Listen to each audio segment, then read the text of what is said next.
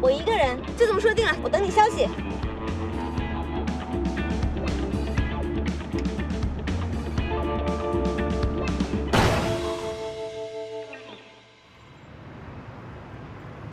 依照韩剧理论，无数的爱情神话都是由撞车开始的。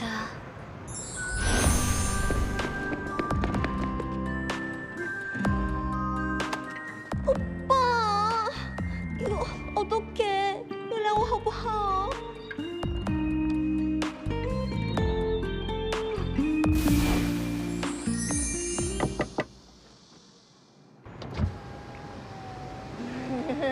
帅哥，不好意思啊，不是故意。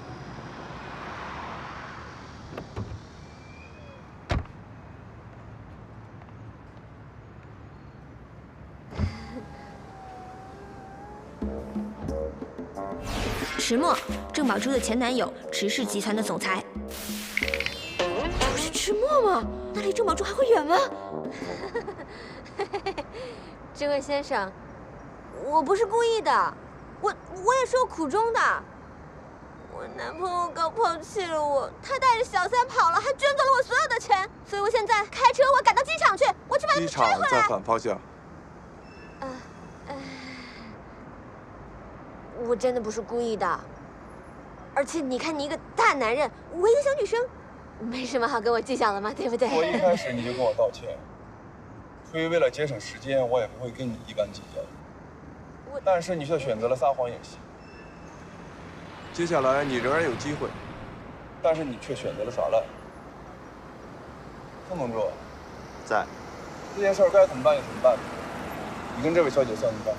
小姐，你是要报案呢，还是要私了？我赶时间，我们私了吧？私了怎么算？我看这位女士也没什么钱，这样吧，赔我们5万。5万？疯了吧？抢劫啊！哎，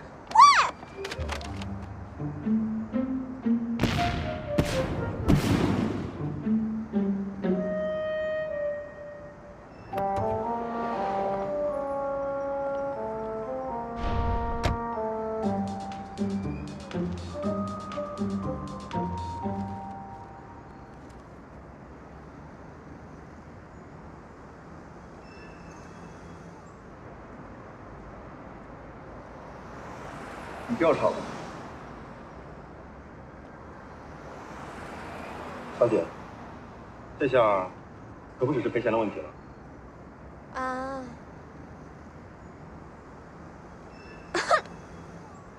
既然事情到了这个地步，我也没有什么好隐瞒的了。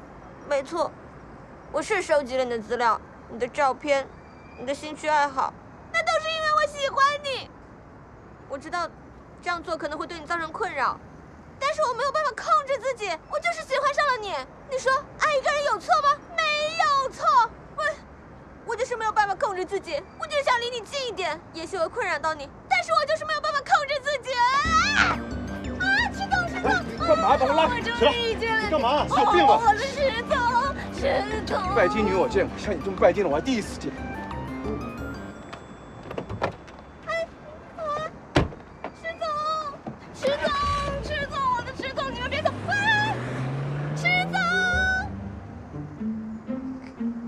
幸亏我机智，哼，总算逃过一劫。哼，拜金女，你才拜金呢！啊，时间不够了。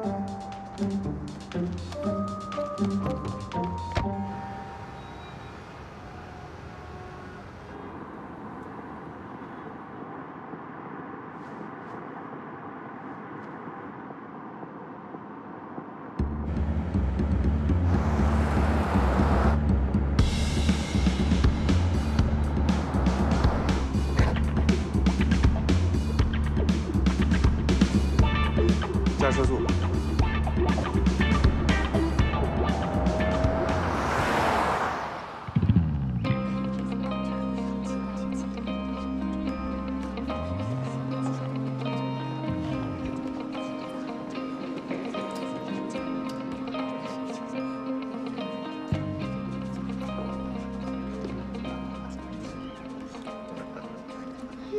找到了前男友，前女友还会远吗？郑宝珠，我来了。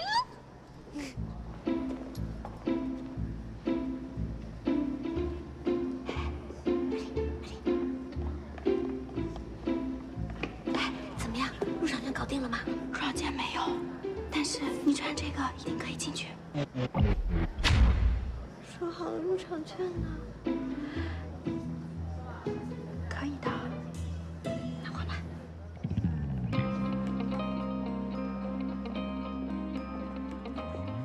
郑小姐来了。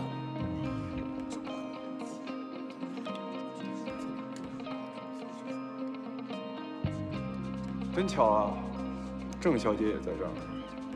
迟墨，我记得3年前， 3年前，郑小姐的记忆力还真是好啊。你一定要对我冷若冰霜吗？这只戒指对你我有着很重要的意义。今天我会不惜一切代价把它拍下来，只想补偿你。郑小姐，你的心意我领了，但是迟家的事情，外人还是不要插手。郑小姐，我看迟先生好像不领情啊，那这戒指还拍吗？拍。迟墨，3年了，你还在生我的气。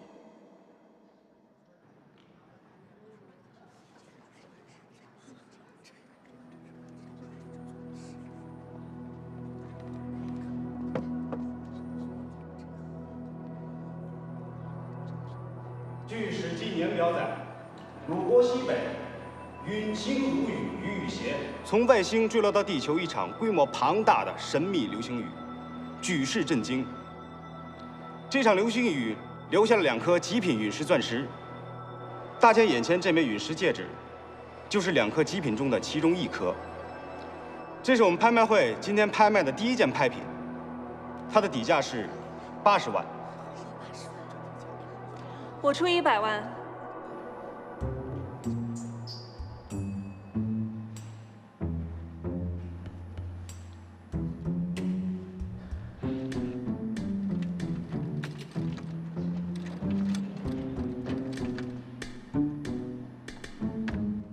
现在加价到180万，180万第一次181万200万。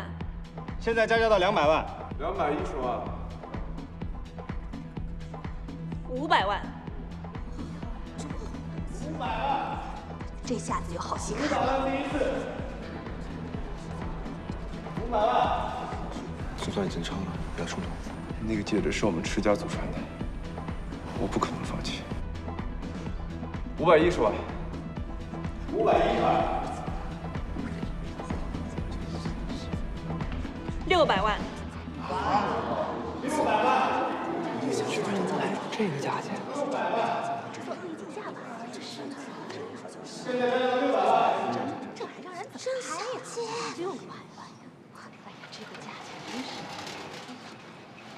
郑小姐，600万第一次，郑小姐，站住！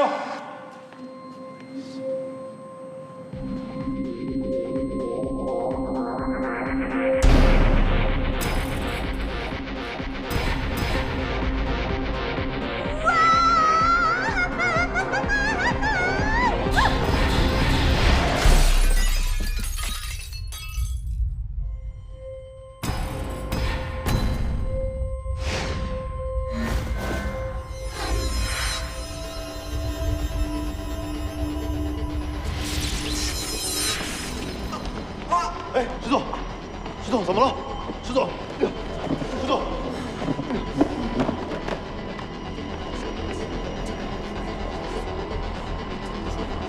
让让，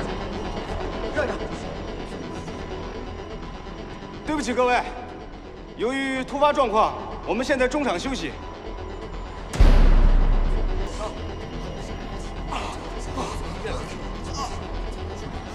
让！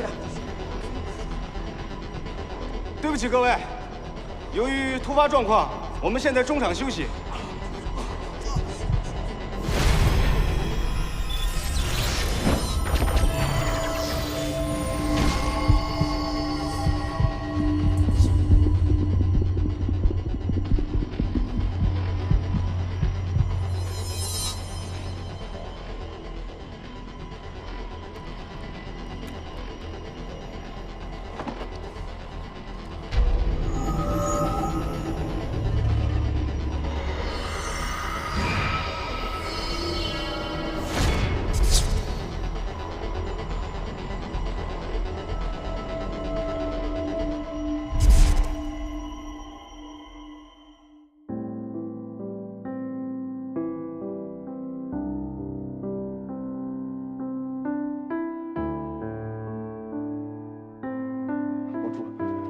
开！我现在不喜欢你了，你让开！我要跟你分手，我要跟你分开，你让开！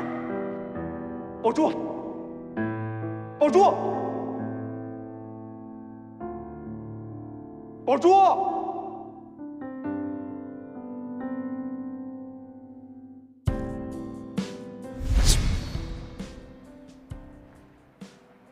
郑宝珠，石先生，郑宝珠，3年不见，还这么嚣张？哼！郑宝珠，你还是3年前的郑宝珠，但是迟墨已经不是3年前的迟墨。我保证，今天会给你一个天大的惊喜。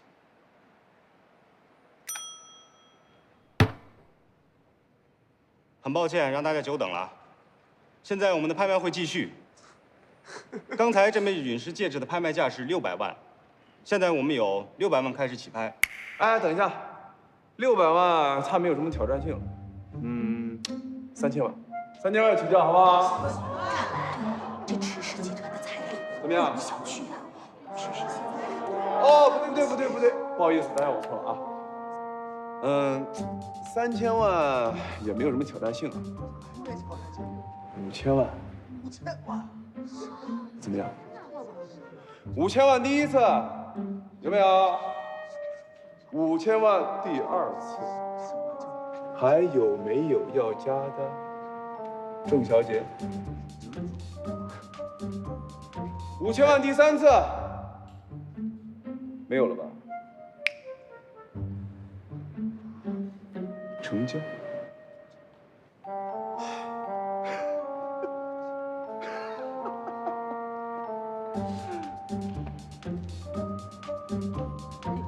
今天真是开心啊！是啊，没想到看到这么一场拍卖，真是。恭喜恭喜恭喜迟先生！恭喜迟先生，您的祖传戒指总算是完璧归赵了。你们啊，价钱太低，我都没有过足瘾。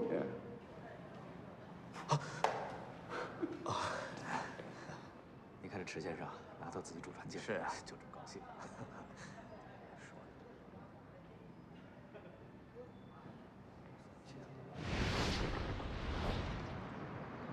车呢？怎么还没来？你给司机打电话，5分钟不来，让他不要来了。是。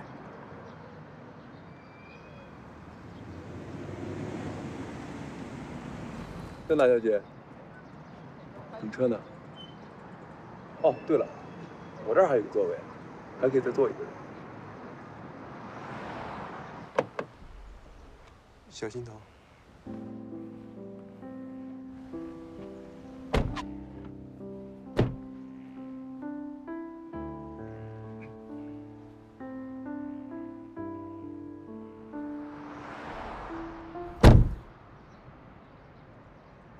可惜不太适合前女友。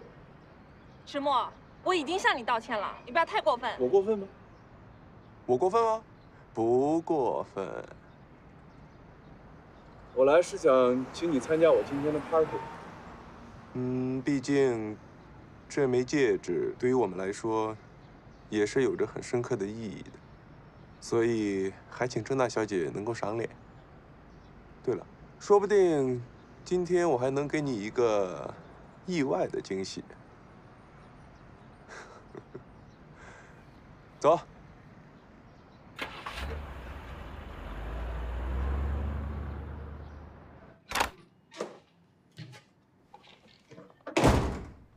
又搞砸了，我的郑宝珠。哟，这怎么了？被打劫了？发布会上摔了一跤，把脑袋给摔破了。听着，海英，我必须在今天晚上找到郑宝珠，否则我还不如被打劫了。所以你一定要帮我。帮忙倒好说，一口价3000块。只要搞定了郑宝珠，别说3000块，就是3万块，那也是信手拈来啊！听说郑宝珠最近在找前男友复合，只要你能搞定郑宝珠这一单生意，成功的打入上流社会，把你的爱情业务拓展到那一个领域，那简直了！你还在这开什么破网店？连锁店咔咔开起来。到那时，等着啊。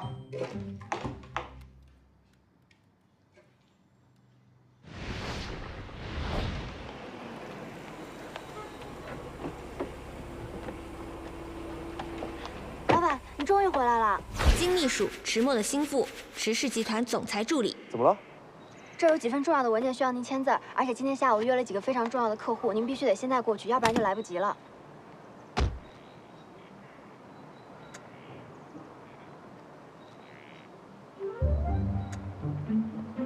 老板，金秘书啊，人生得意须尽欢。你是不是很久没谈男朋友了？今天下午把握好机会啊！哎，老板，我还没说完呢。来，金秘书，给我吧。哦，谢谢。宋永柱，你有没有觉得老板今天有点儿那个？哪个？好像变了一个人一样，总之就是怪怪的。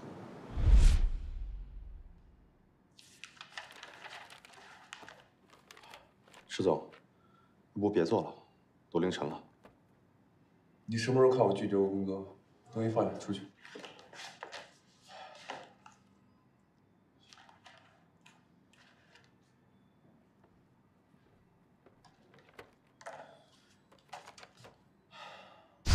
可能是因为郑浩姐回来了吧，迟墨这么多年都很压抑，也是时候释放释放自己了。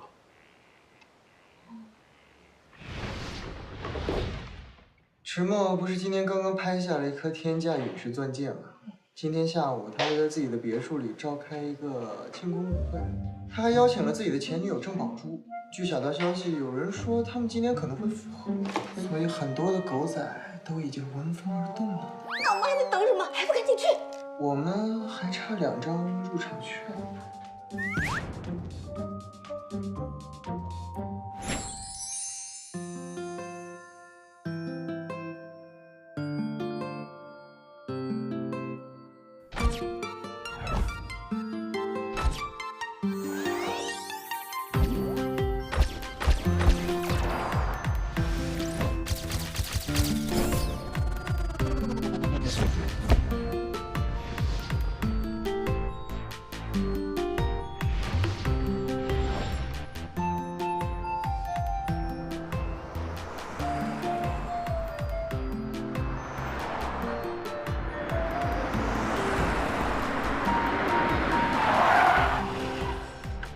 韩毅，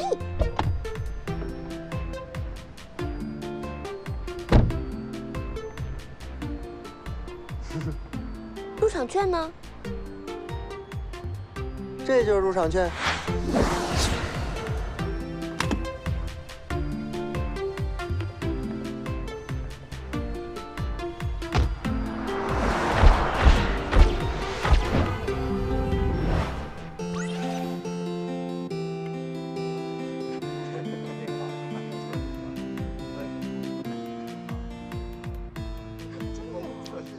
韩毅，我们这样真的行吗？万一待会儿被人赶出来，岂不是很没有面子啊？这话说的好像你本来很有面子的。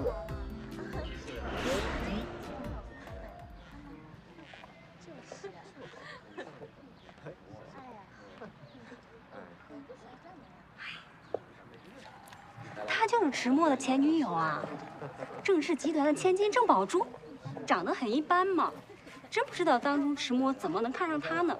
就是，听说当初迟墨对他一片痴心，死心塌地的。可惜呀，他见人家家道中落，就一脚把人踹开，现在又主动贴回来，脸皮也是够厚的。还有这人，哎，我去追他了，你先在这里盯住啊，盯住。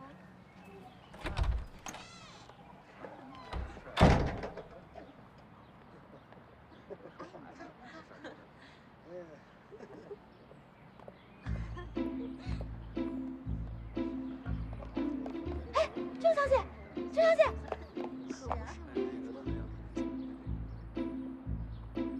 郑小姐，你还记得我吗？别说我啊！郑小姐，你没事吧？好聪明！哇！哦，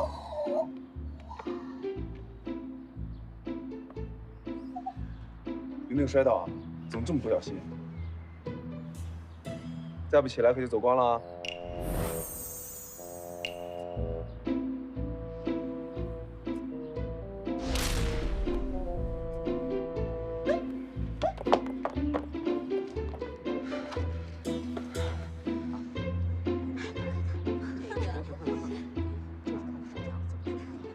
各位，今天我开舞会的目的，主要是为了庆祝我拍回我们池家的祖传羽饰戒指。这枚戒指对于我来说有着深刻的意义，因为它是我跟我前女友的定情信物，也是一段难以忘却的回忆。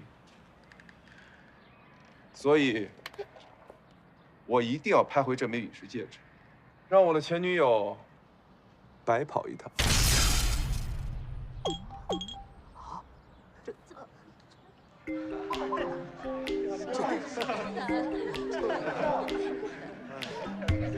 石墨，你到底想怎么样？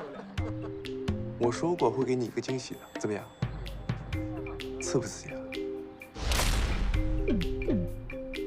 如今郑小姐想投怀送抱，我可未必答应。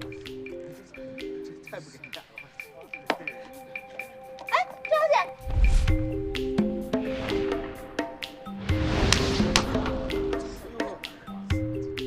破戒指，还你！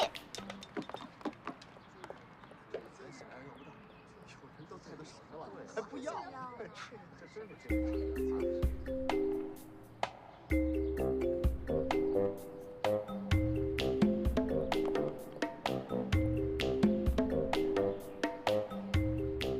你们在干嘛？叫你们来，嗨起来啊！干杯！郑小姐，郑小姐。 郑小姐，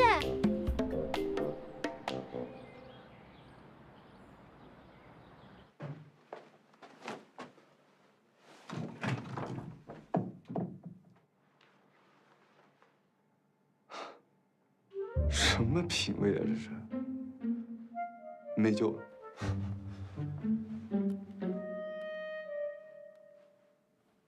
喂，金秘书，我要的潮牌还没到啊。 我告诉你啊，我只给你3分钟，听到没有？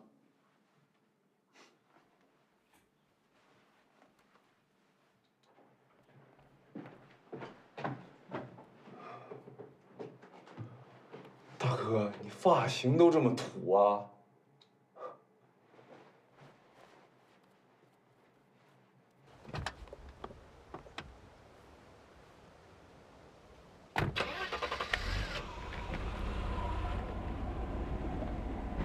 停车！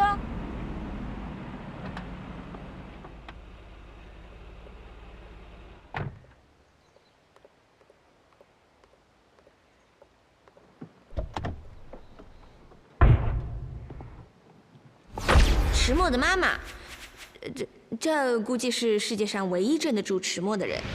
这枚戒指是我们池家的祖传之物，我一直势在必得。只要是我看上的东西。 不管是人或者是物，一定能够弄到手。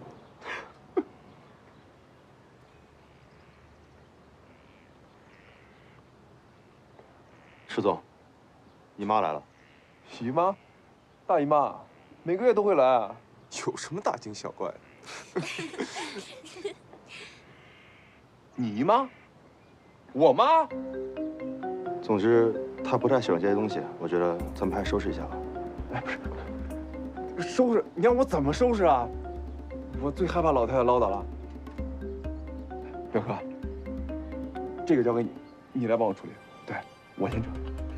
拜拜。哎，等一下。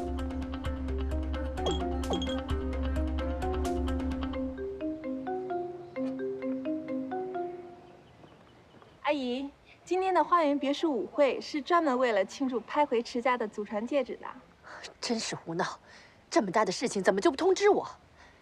幸亏宝珠你提前告诉我，要不然我现在还蒙在鼓里呢。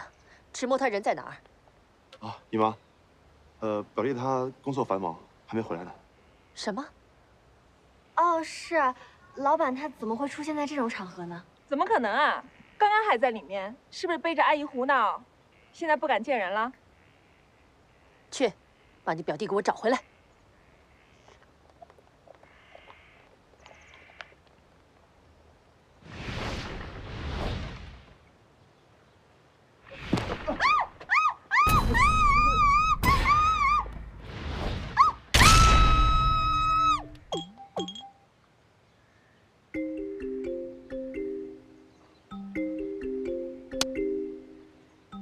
迟梦，你个坏蛋，你死变态！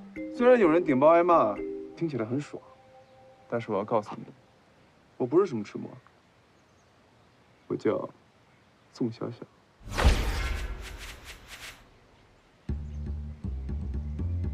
宋小小，对，记住这个名字，宋小小。这不是我书里的男神吗？你说你叫宋小小，但是你怎么跟迟默长得那么像啊？我可没听说过迟氏集团的总裁还有什么孪生兄弟。让开！哎，天气这么热，干嘛这么暴躁啊？你仔细看看，我跟迟默有什么像的？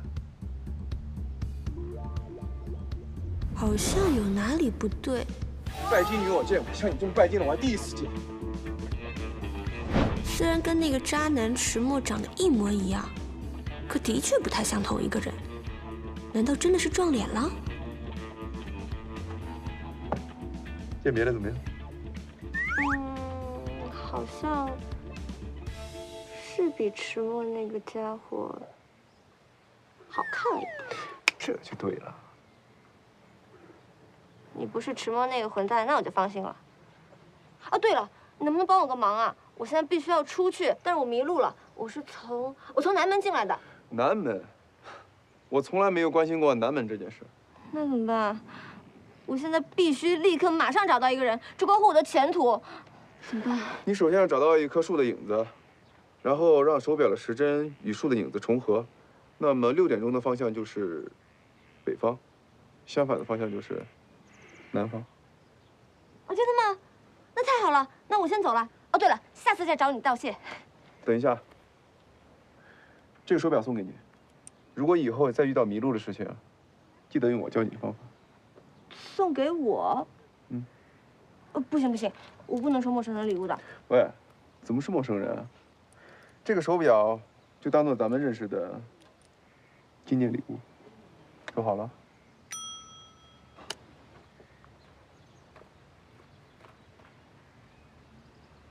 纪念礼物，定情信物。我好像做了一场梦，我上本小说里的男神就叫宋小小啊，莫非这就是流星石头带给我命中注定的缘分？这是我工作的地方，美克拉美钻石公司。这些都是我的同事，也许很快就要变成前同事。没错，他们就是我那本小说《我叫好聪明》里的原型，美玲，一个以减肥为终身事业的胖女孩。即使每天都有着惊人的嘴部运动量，她的体重还是从100斤减到了120斤，又从120斤减到了180斤。赵西川，一个没有女孩眷顾的大龄单身男青年，最常说的一句话就是：“其实他们都暗恋我，我觉得那个女孩喜欢我。你不懂，我能读懂她的背影。”进来。都是我们的错呀，对不住对不住。哎呀，你跟郑总好好说一说嘛。哎呀，就他让我让他滚蛋。段奕斌，长相着急的坑爹大叔。据说他15岁的时候就长得像40岁，20岁时还是长得像40岁，现在到了30岁还是40岁的样子。或许他到40岁的时候就能赶上正常人的水平。因为着急，所以在意。段大叔平生精力都花在对个人形象的打理上，年轻没年轻倒是没看出什么效果来，但性取向是越来越让人摸不着头脑了。好聪明！到。刚才郑宝珠助理给我打电话，搞砸了一切，还有脸回来？经理，我告诉你，你完了！这3个月来，你给我惹了多少麻烦？今天我必须把你瘟神送走！我要再让你回来，我他妈就是条狗！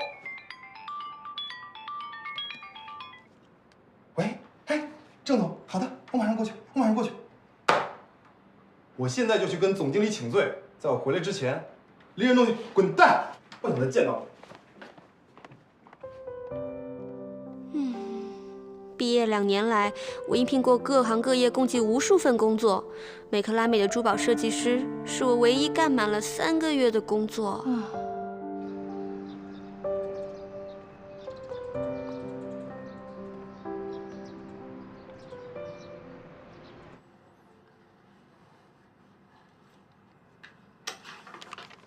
你坐吧。有件事是关于下个季度新款珠宝的设计，看看你们设计部门有什么意见，咱们探讨一下。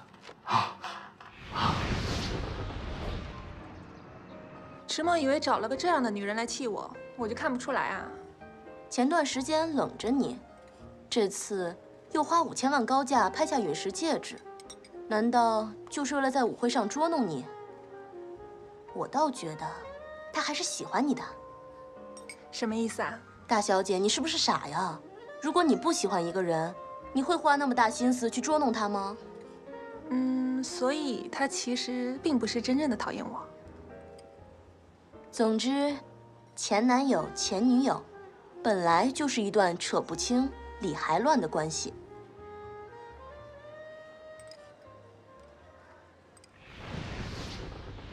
2000多年前的古老陨石钻戒重现拍卖会，并以5000万天价被陨石戒指的原主池氏集团拍回。据了解，这颗陨石钻戒之所以拍出如此高价，是因为竞拍当天，郑氏集团和池氏集团之间的恶性竞价。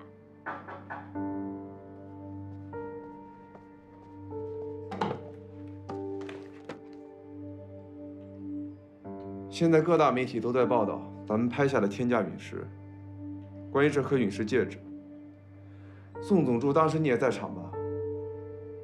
我想你给我解释一下，这究竟是怎么回事？具体来说，我也不太清楚。可是这枚戒指确实是池总您亲自拍下的，没错。池总，您还记不记得当时的情景？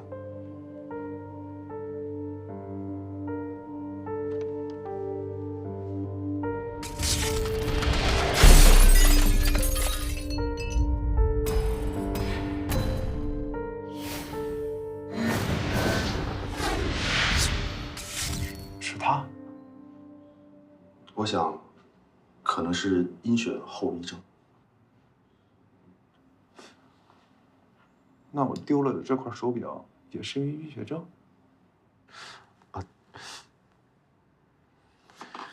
宋总助，还有事吗？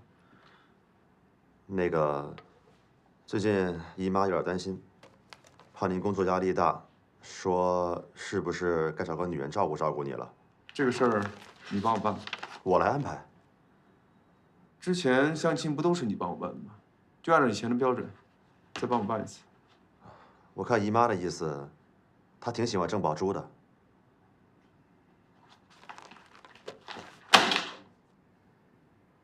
你知道的，我谁都可以娶，唯独不可以娶郑宝珠。没事，你出去。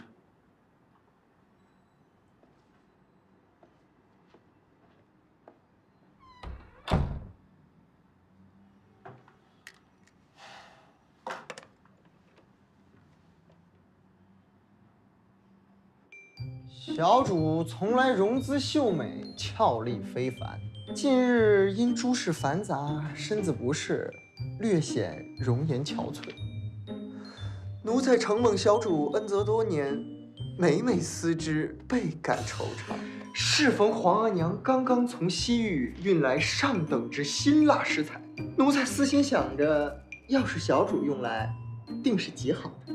不知小主意向如何？那个，中午吃炸酱面就算吧。别闹，本宫今天没心情。哎呦喂，怎么了？这是不就丢了工作吗？世界末日了？真的跟世界末日差不多了。好不容易吧，邂逅了我的天才，可是他就这样消失在了茫茫人海之中。好不容易，我喜欢的工作终于要过试用期了，偏偏出了郑宝珠这么个奇葩。等会儿，这工作咱先不提，天菜，什么鬼啊？天菜，天生是我的菜，只可惜是昨天晚上邂逅的，来去匆匆，杳无影踪，只给我留下这么一块表，睹物思人。等会儿，这表我看，哎，别看，虽然我好聪明，职场失意，说不定情场得意呢。这是我男神送给我的表，万一给你看坏了，赔得起吗你？虽然我遭受了如此多的打击，但是我还是一个坚定的乐天派。这就对了嘛，就像那茶壶一样，你看人家屁股都烧红了，嘴上还吹着口哨呢。韩毅，去年我被甩的时候，是你一直陪在我的身边。别提这些了，咱们都哥们儿嘛。上个月我生病的时候，也是你陪在我的身边。应该的，应该的。现在我无依无靠了，还是你陪在我的身边。不是，聪明啊，你这是在向我表白吗？其实我这个人挺多毛病的。我就是想说，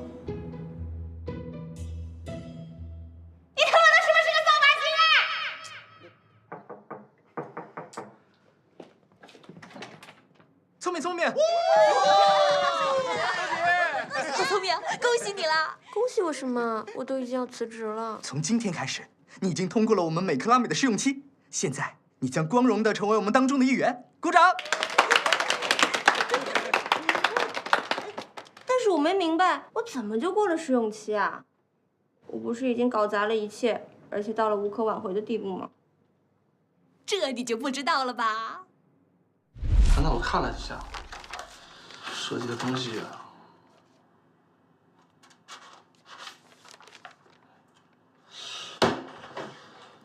我问你，这个设计稿是谁的？郑总，都是我的错，我就不该给他招进来，都是我的错。那确实是你的错。你身为设计部门的经理，为什么没有及时把他提拔出来呢？这是我见过的今年最具浪漫情怀的设计，他很有自己的想法。你把他叫来，我当面跟他亲自谈一下。啊！我要再让你回来，我他妈就是条狗！怎么了？我立刻就把他给叫回来，我立刻就去。啊，原来是这样啊！那经理现在在哪里呀？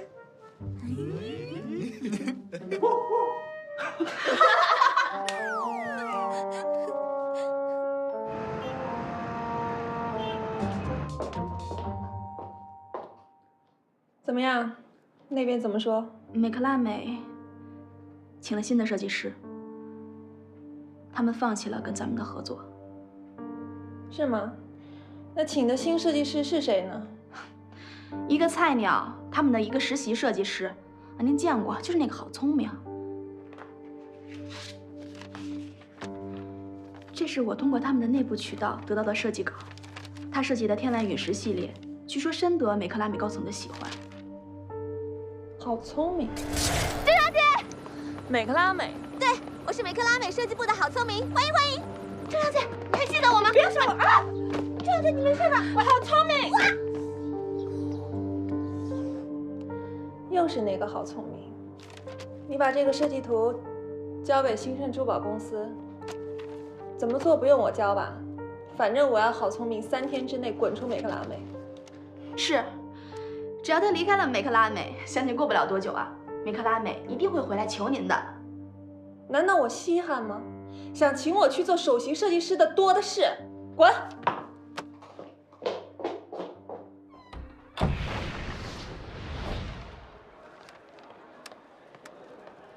喂，美玲，聪明啊，大事不好了！你现在千万别来公司，段大帅哥今天早上收到一封律师函。说咱们公司新产品涉嫌抄袭。什么？涉嫌抄袭？我辛苦了那么多天才出来的成果，是谁两片嘴唇一碰就给我说成了抄袭啊？这是一家新上市的珠宝设计公司，他们不但设计概念跟咱们公司一样，就连设计稿都一模一样。那我现在就去找段一冰。这事情哪有你想的那么简单啊？段大帅哥气的都更年期提前发作了。你要是现在来啊，就等着被他的怒火打成筛子吧。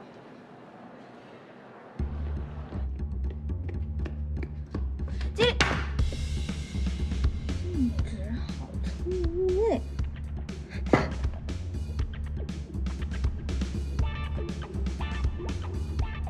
你们这样做能难得倒我好聪明？说我抄袭，我自己找他们去。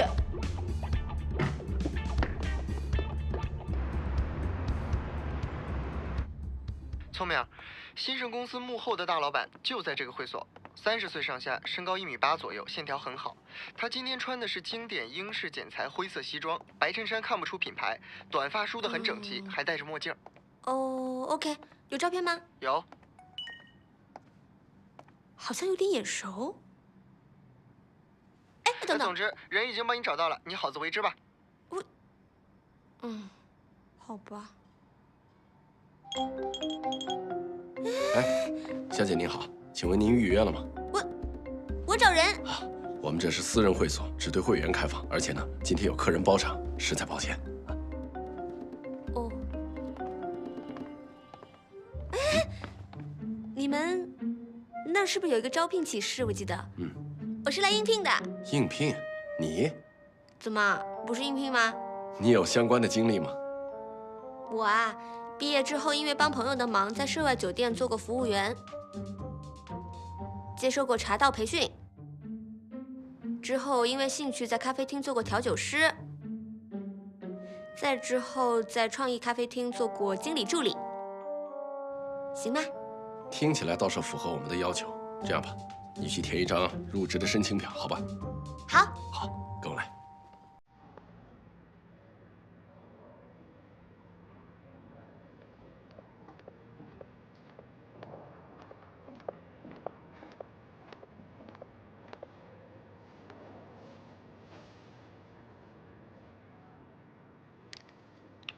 让你久等了。怎么，看见我很勉强吗？今天我是特意为你来的。你不用打了，5分钟之前你的相亲对象已经走了。像她这种心理承受能力极差的女孩，根本不适合你。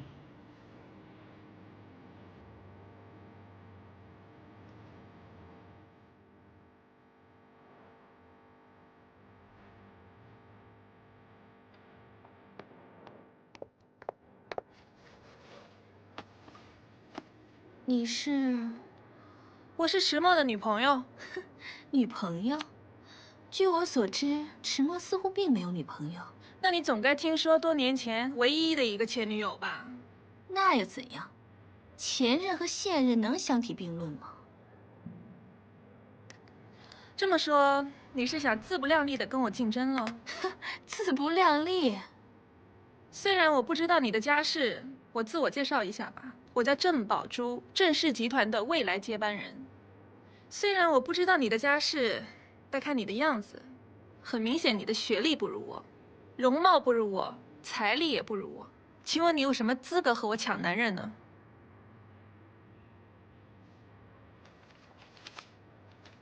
离开他，100万就是你的了。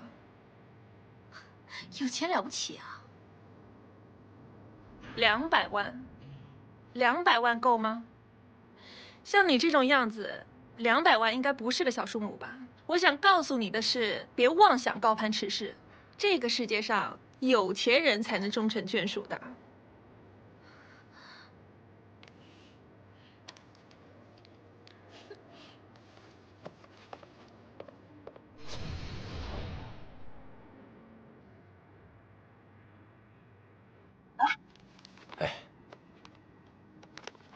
看来你的条件还真是不错，啊，我们回去商量一下，尽快给你答复，好吧？这个事情是做出来的，不是商量出来的。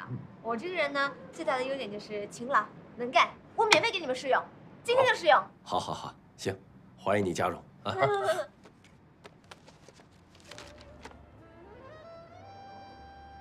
迟墨，我们和好吧，我知道你还是爱我的。郑小姐，我们今天不适合谈恋爱。迟墨，迟墨，你站住！我只想问你，你为什么不接受我？你是不是有喜欢的人了？我知道你没有，我调查过你。自从我们分手之后，你根本没有找过新的女朋友。你还是爱我的，你为什么就不肯原谅我呢？迟墨啊！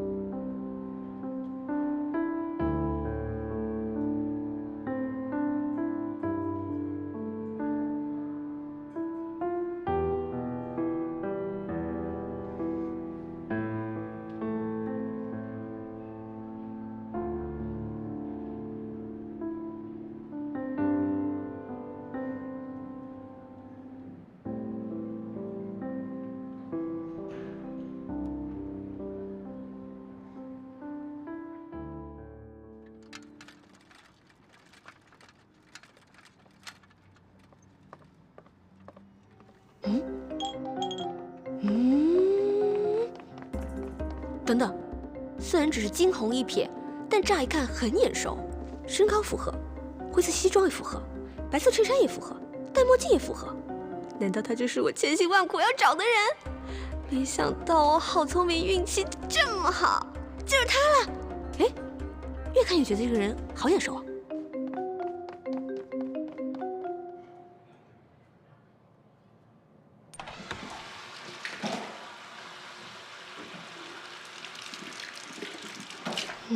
这应该就是兴盛公司幕后老板。这位先生您好，我是美克拉美钻石商场的设计师，好聪明。啊，你放心，我是绝对没有恶意的，我只是……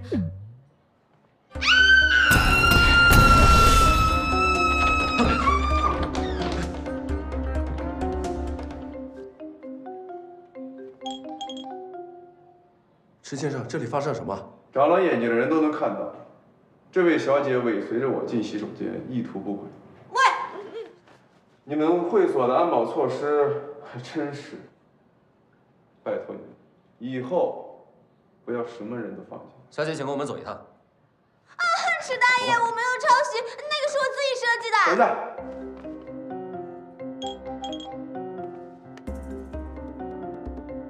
原来是你。看来你不只是个拜金女，还是个小偷。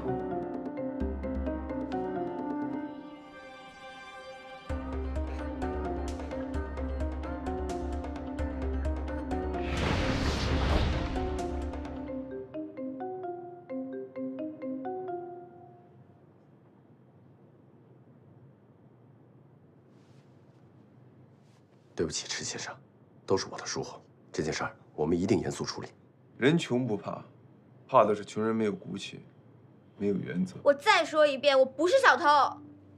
你给我解释一下，这块表你是怎么拿到的？这块表是我男神送给我的。那么，请郝小姐打电话给那位男神，请他过来，证明你是清白的。啊，糟了！那天下午光顾着花痴，怎么就没有想到留个联系方式呢？怎么，找不到人？这块表的价值，我想我们都很清楚。以郝小姐的层次，是不可能接触到能送她这块表的朋友的。那么，除了是你偷的以外，我实在想不出来这块表是怎么到你手里的。什么叫做以我这样的层次？你们有钱就可以随便污蔑人吗？就可以随便践踏别人的自尊吗？这块表就是我男神送给我的。这些话你还是跟警察去说吧。郝小姐，其实我们挺有缘分的。你看，第一次你把我们车给撞了，还欠我们5万的损失费。在拍卖会上，因为您的缘故，我们迟氏集团拍回的陨石钻戒比预期足足超出了3000多万。现在这块手表其实也不贵，30来万而已。那么您算一算，前前后后您欠了我们多少钱？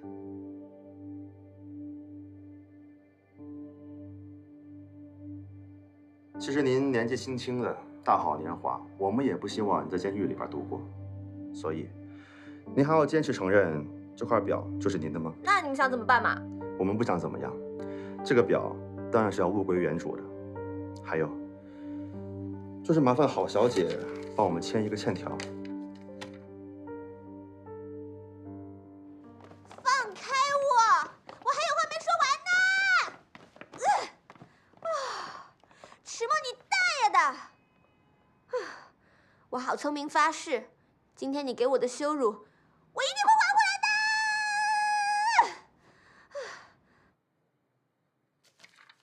把它收好。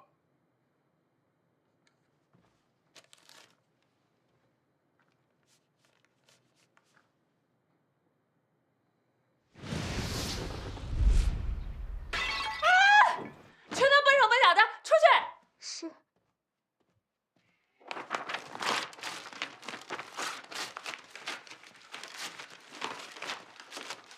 哎呦，怎么了？怎么了？我这宝贝闺女啊！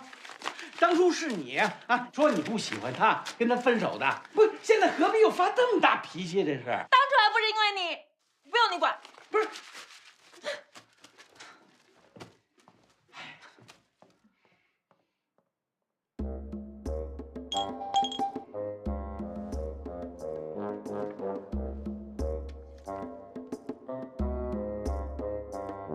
自我介绍一下，我就是救人于任何危难之间的感情专家韩毅。你们有任何的关于感情的困惑，都可以找我。啊，我相信每一个女人身边都需要这么一个感情专家。这是我的名片，上面有二维码，你们可以扫一下。哎，美女，你也扫一下呗。没时间拿张名片吧。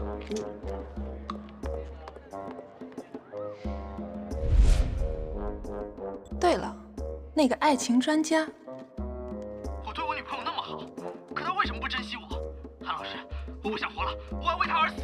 如果我没记错的话，这应该是你第8次拍我店里的单子，你的8次恋爱，每一次你都犯贱，而且还是一次又一次的犯贱。什么时候你不犯贱了，女人就来喽。是韩毅吗？没错。我就是迷倒万千少女心的爱情专家，请问您是？多少钱报你1个月？大姐，你误会了，我只卖艺不卖身。我不用你的身体，我只要你的脑子。韩毅，你为什么不告诉我抄袭我设计稿的兴盛公司老板也是迟墨？啊？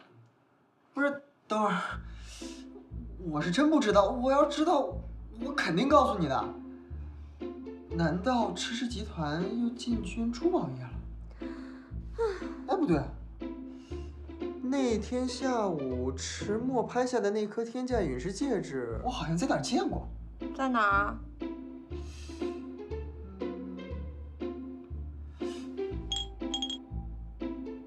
你给我看看。我就说吧，这石头质地简直跟新闻里那个长得一模一样。虽然这个是假的，不过还原度也太高了点吧？哎，韩毅，凭什么他的是真的，我的就是假的？我告诉你，这个是我看流星雨的时候亲手捡的流星石头，我自己做的戒托，好不好？啊，好，你让我再仔细看看啊。看就看，随便看，反正我连北漂都快当不下去。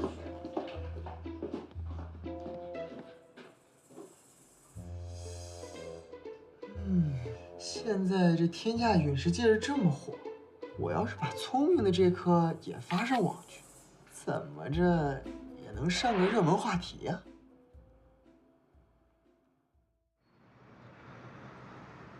29日，迟氏集团总裁迟墨以5000万的天价拍下一颗极品陨石钻戒。据知情人士介绍，这颗陨石钻戒是迟氏的祖传之宝，近日来一亮相就引起了公众的广泛关注。然而罕见的是，近日微博上有网友晒出另一颗陨石钻戒，居然与天价陨石钻戒有极高的相似度。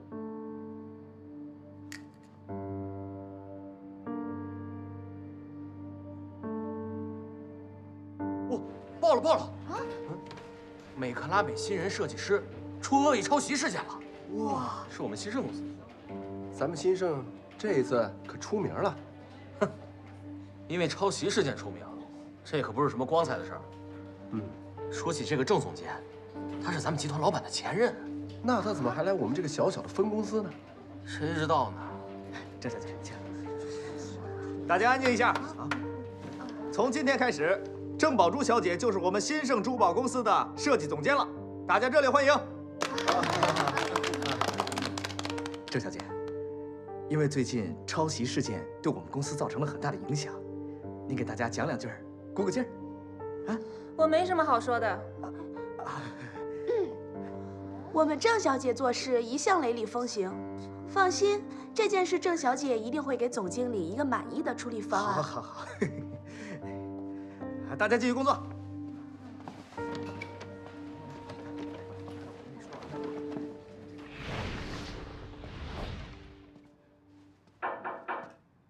进来，老板，有招了。马上去查出这个微博、这个戒指的主人，我要尽快知道他全部资料。好的，老板。去吧。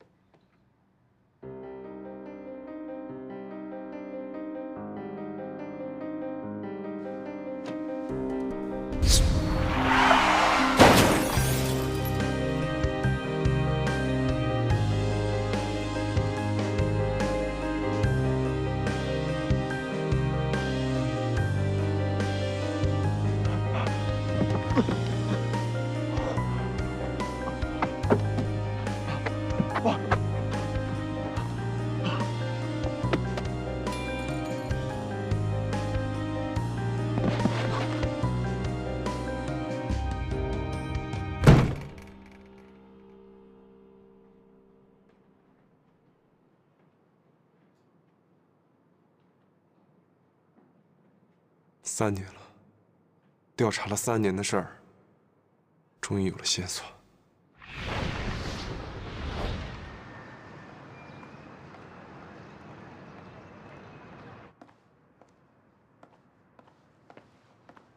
老板，来盒烟。什么烟？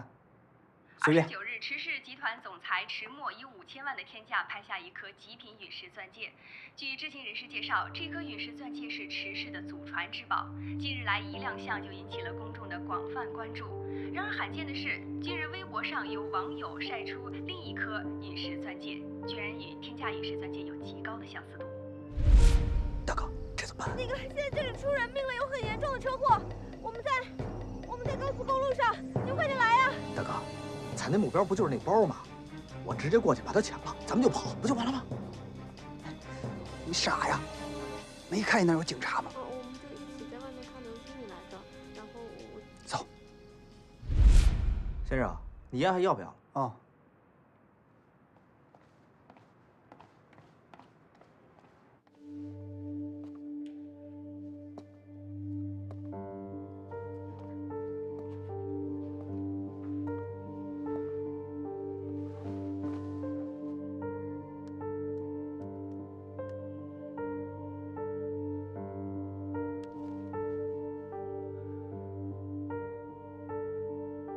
喂，老大，我找到那枚戒指了。什么戒指？什么戒指？老大，你记得3年前那场车祸老鬼手上的那枚陨石戒指吗？我终于找到它了。3年了，它终于浮出水面了。当年你们清理车祸现场不干净，我要的公文包和那个烧焦的陨石戒指同时消失。现在这陨石戒指出现了，你知道这对我意味着什么吗？当然。那个拿着陨石戒指的人，很可能就是那个拿着公文包的人。老大，你放心，我会不惜一切代价找到他。 3年前，他随大学的天文社团一起到郊外去看流星雨，回来的时候的确路过当年的车祸现场。据说那枚戒指也是在当时找到的。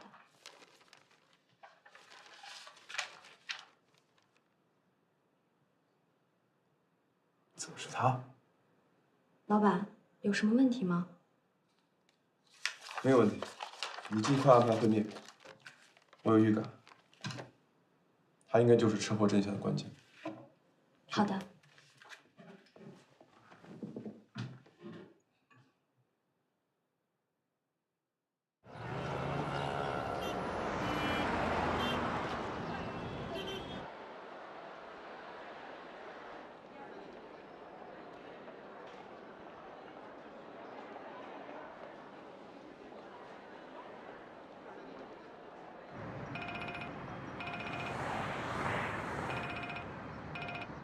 喂。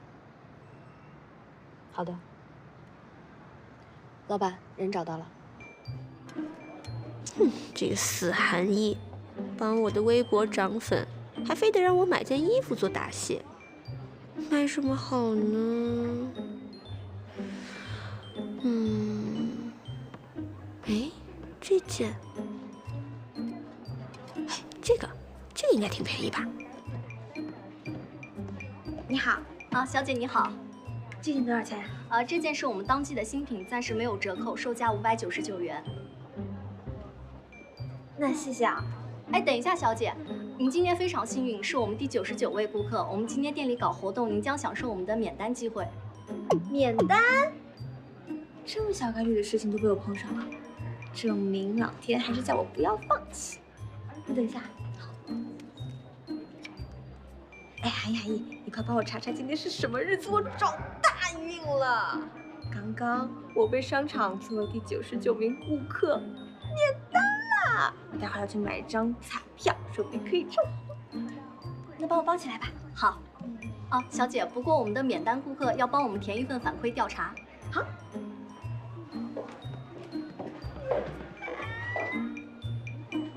小姐，麻烦你了。这么厚，都是问卷调查。为了给顾客最好的服务，我们将加倍注重服务的细节，请小姐您务必认真填写这50页问卷调查。50页，好。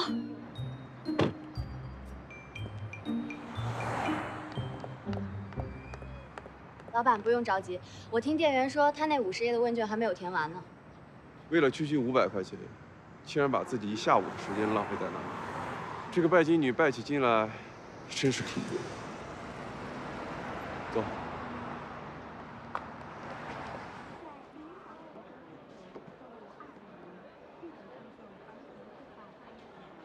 看来之前我真是高估了这个拜金女，咱们的谈判价格还可以再低一点。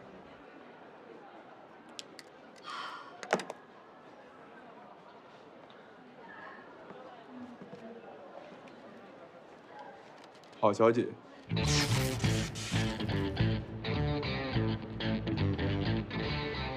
我们又见面了。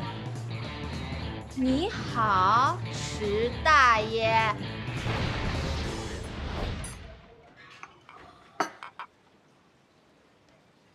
郝小姐，你想洗刷自己抄袭的罪名吗？那还用说？把这份合约签了。关于陨石系列抄袭的事情，我们公司不打算再追究。可我打算追究。你不想听我把话说完？你不用说，我知道你要说什么。迟墨、迟总、迟大爷，我知道你是兴盛公司幕后的大老板，你不会因为我即将揭开你们的抄袭丑闻，你就害怕了，你就上门来求我了。你放心，我是不会停止网络呼吁的，因为我不会因为那一丁点的利益就出卖我自己作为设计师的尊严。我要让所有珠宝行业的人都知道迟氏集团的抄袭丑闻。你迟氏集团的老总迟墨是行业的败类。郝小姐，一丁点利益，老板，要不要我追上去跟他解释一下？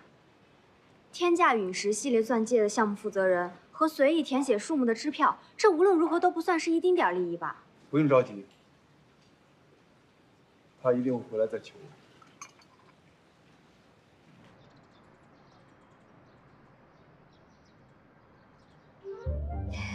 你是怎么想到热搜这一招的？经理，你也觉得这一招特别机智，对不对？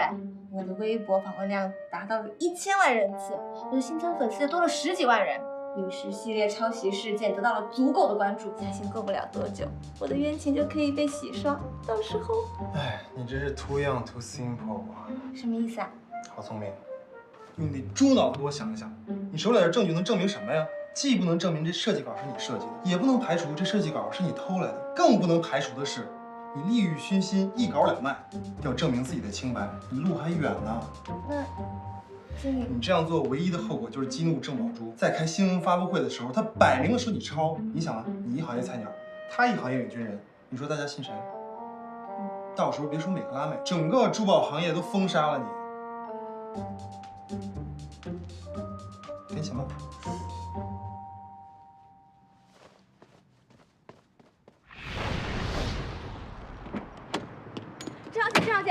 我3分钟的时间，我想跟你聊一聊陨石系列。没什么可聊的，我们现在要去发布会现场，请你让开。但是郑小姐，我真的不是抄袭者，我是清白的。郑小姐，我们都是做设计的，你肯定知道这个发布会一旦召开，对我有多严重的后果。这是郑小姐的原稿设计，请你看一下，死也死得明白。好了，废什么话，走。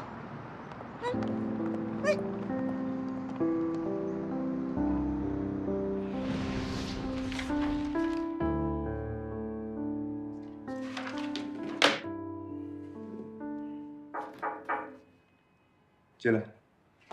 老板，怎么样？人联系上没有？现在情况可能有些复杂。那些人这3年来也一直在寻找当年目击者的下落，现在郝聪明的身份可能已经暴露了，他随时处于危险当中。老板，我们现在是不是应该马上行动？如果晚了，可能会有别的变故。不用着急，如果想取得谈判的胜利，我们还得晾他一晾。即使他被人盯上了，螳螂捕蝉，黄雀在后，我们正好可以引蛇出洞。可是他马上就要离开北京了。他要离开北京？是，郑小姐的发布会一开，他留在北京也没有意义了。